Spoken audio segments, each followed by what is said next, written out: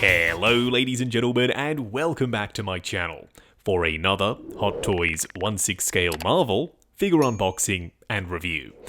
Today, we're taking a look at our first Eternals figure. The first of only two, it would seem. This is of course Thena. Now I got mine from toyswonderland.com, link for that is in the description below. They have pay in 4 and a loyalty program. While you're down there, why not hit that subscribe, bell notification icon and join button, so you're notified as soon as a brand new Hot Toys review goes live on the channel. I'm going to try my best to keep my personal biases out of this video. I am an Angelina Jolie fan, and I'm an Eternals fan. Not going to apologize for that, I like the film.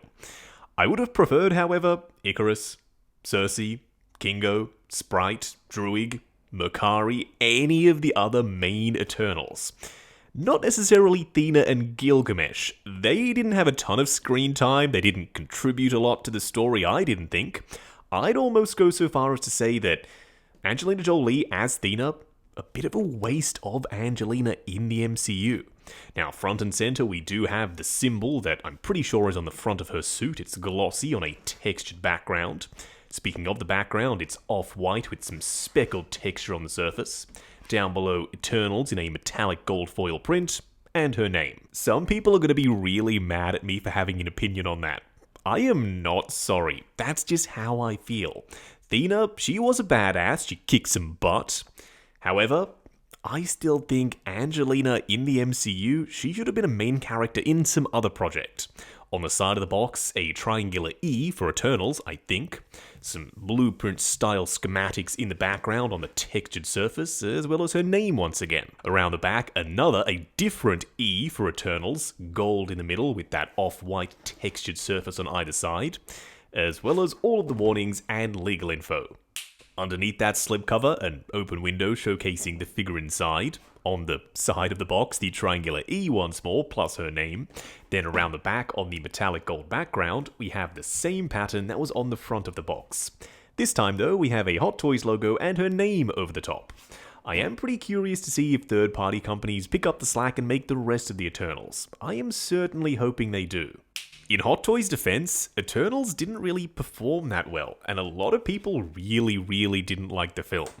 So going with a bankable movie star like Angelina Jolie and a companion piece in Gilgamesh they were coupled up together in the film, I guess it kinda makes sense, yet still, this movie is about a team, and the one thing that people always bring up when Hot Toys announce the first member of a team is, Hot Toys, better complete the team. And in this case, well, I don't think they're going to. First in-hand impressions for Thena, I like the feel of the body, and her head sculpt compared to the blogger pics, it does look better in person. What we are going to do now, though, is get all of her accessories laid out in the light box and take a closer look at everything she comes with. Starting off with the display base. It's hexagonal, just like the rest of the Marvel line. Usually this is the style of base they go with for Marvel figures.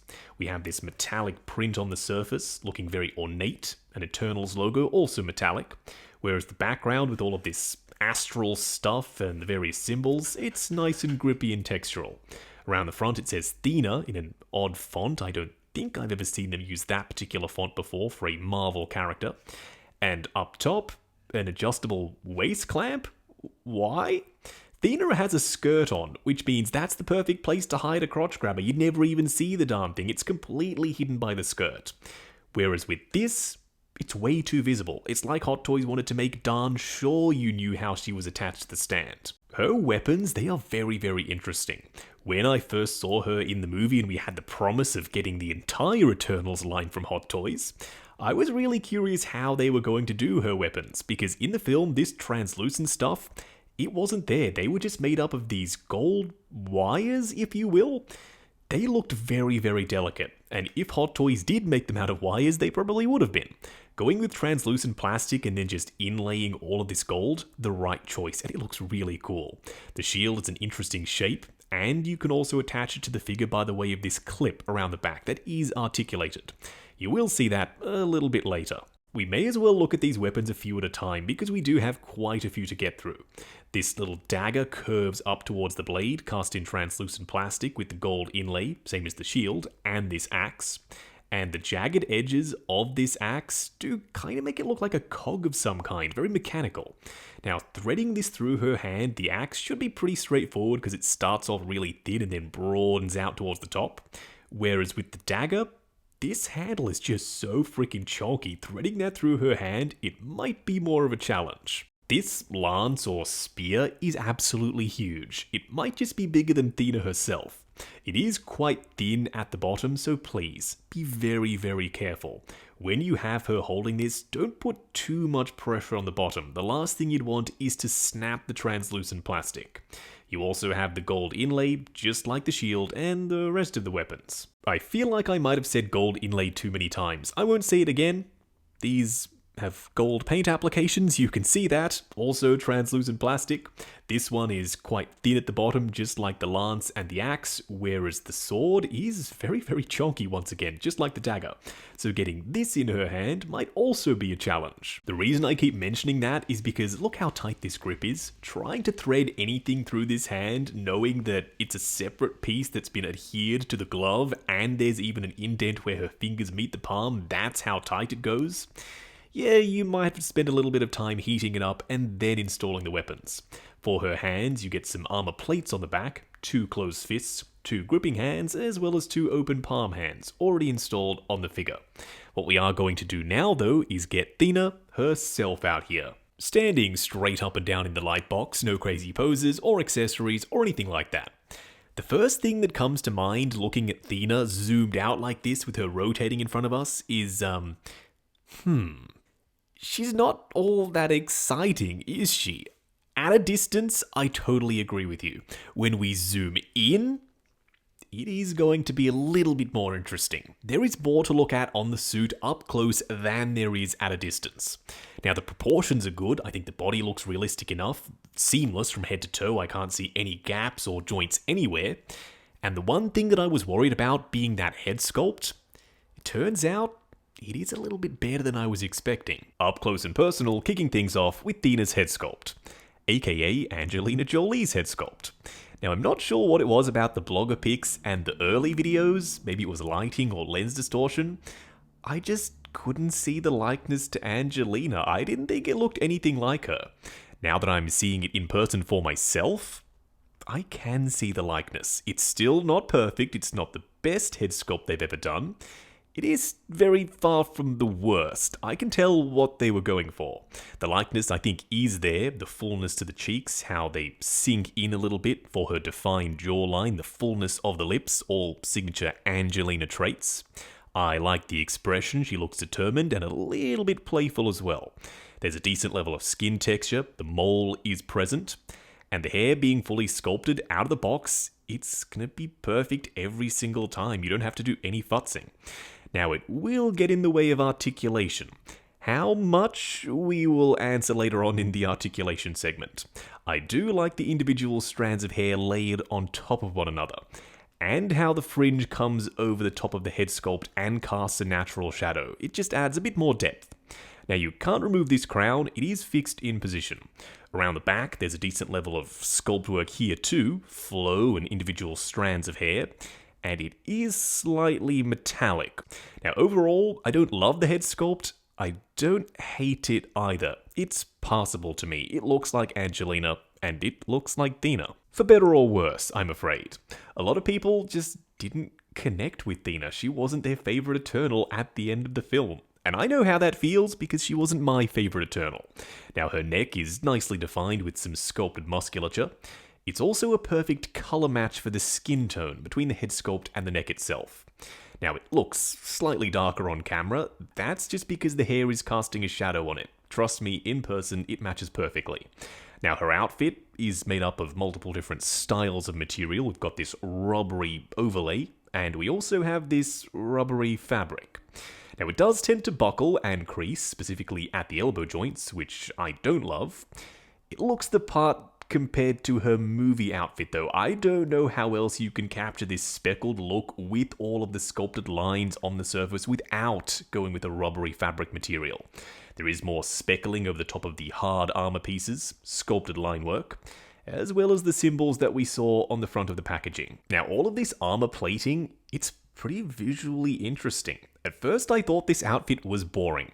It's this almost off-white colored material with a little bit of a sheen to it, not too much, and there's not that much really to look at from a distance.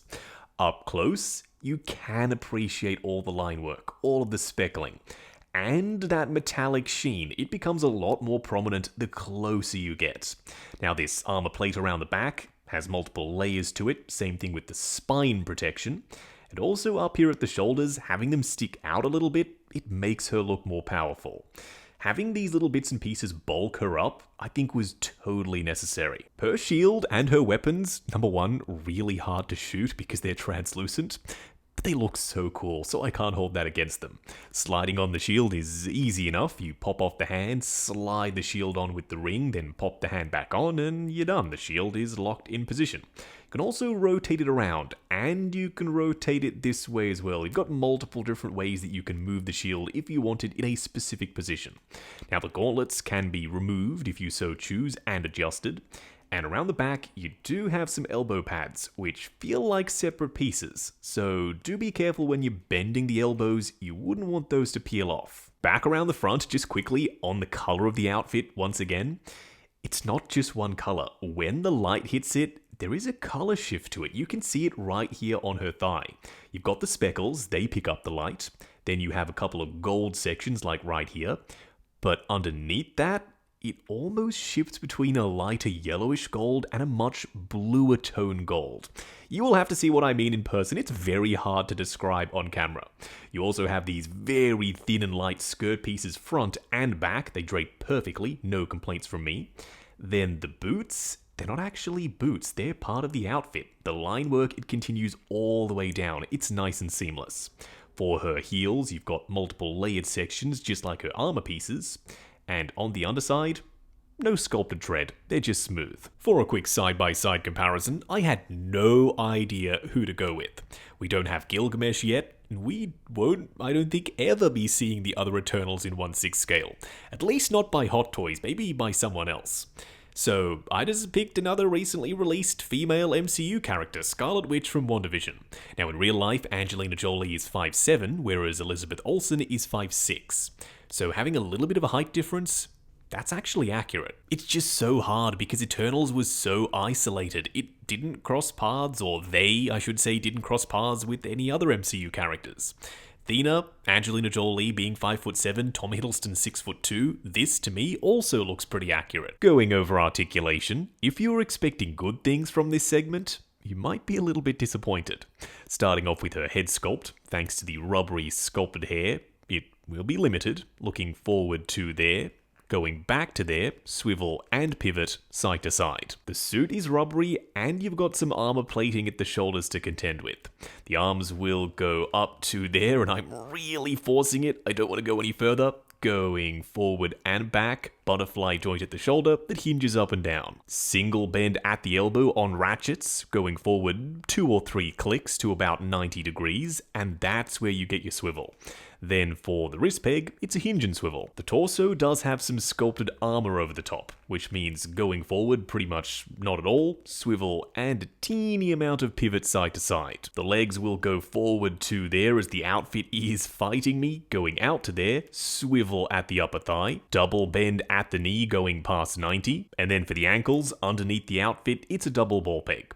Good for forward and back, swivel, and ankle tilt. Moving on to the 3 cool and 3 annoying things. The first annoying thing is single bend elbows. Not only do they limit articulation, they just look ugly. Bulging out like this underneath the suit and having the suit be made out of rubbery material so it's overly apparent that this is a single bend elbow. I just don't love that. Which nicely leads me on to the second annoying thing, the suit material. I get why they use this material, having to have all this texture on the surface, sunken in lines, having it be smooth yet also metallic and ethereal. Okay, I understand. Still, it creases and it wrinkles just way too easily, especially down here at the ankles. The third annoying thing is, I can't help but feel that if Hot Toys waited just a little bit longer to announce Thena, she would have had moving eyes just like all the new, more modern Hot Toys figures do. She doesn't, and if any figure could have benefited from moving eyes, it's this one. She's got a lot of sculpted hair, so her head articulation is limited. If you could have moved the eyes off to the side, you wouldn't have had to rely on the head sculpt moving as much. The first cool thing is these weapons are just so beautiful. When the light hits them, only the gold line work shows up. They look translucent and they look ethereal, just like they did in the film. The second cool thing is how seamless she looks. There isn't an exposed joint anywhere, not at the wrists, not at the elbows, not down at the ankles. This figure, she looks pretty real. The third cool thing, I'm gonna cop some flack for this, I'm sure, it's the head sculpt. I like it. If you don't, that's fine. We're both right. I've shown you the head sculpt. You can make up your own mind, and we don't have to agree on everything. I think it's a very strong head sculpt. I think the Angelina Jolie likeness is there. I dig the sculpted hair, and that expression, it really sells it. She looks playful, yet also fierce at the same time. Wrapping up on Thena, based off her appearance in The Eternals, played by Angelina Jolie, made by Hot Toys. This figure is good, it's not great, and seeing as though we aren't getting the rest of the line, I don't think she's a necessary pickup. It's not often that I say just skip a figure. This time I'm willing to do that. Unless you're a massive Thena fan or an Eternals fan, just don't get her, save your money, get Moon Knight. He is god tier good, seriously, he is that incredible. Or even Scarlet Witch, she's fantastic as well. But Thena, where is she gonna go in the collection? You can pose her with Gilgamesh, but that's it. Where is he gonna go? That's another question. For now, unless we get the rest of the team from someone, third party or official by Hot Toys, I reckon this one's a pretty safe skip. It's still solid. If you like her, there is a lot to be excited about. Her outfit is visually interesting up close, not at a distance. The weapons are great, and the head sculpt is so much nicer than I was expecting. Seriously, the Angelina Jolie likeness here is way better than the blogger pics and the in-hand pics and the early videos made it seem. Hopefully I've been able to show you in this video that the head sculpt is better than some were expecting. So at the end of this, if you like Thena, get her. If not, safe skip, move on to something else. Now I got mine from toyswonderland.com, link for that is in the description below. They have Pay in 4 and a loyalty program. While you're down there, why not hit that subscribe, bell notification icon and join button if you like the sound of seeing your name in the end credits of my reviews. Like, comment and subscribe and we'll catch you in the next video.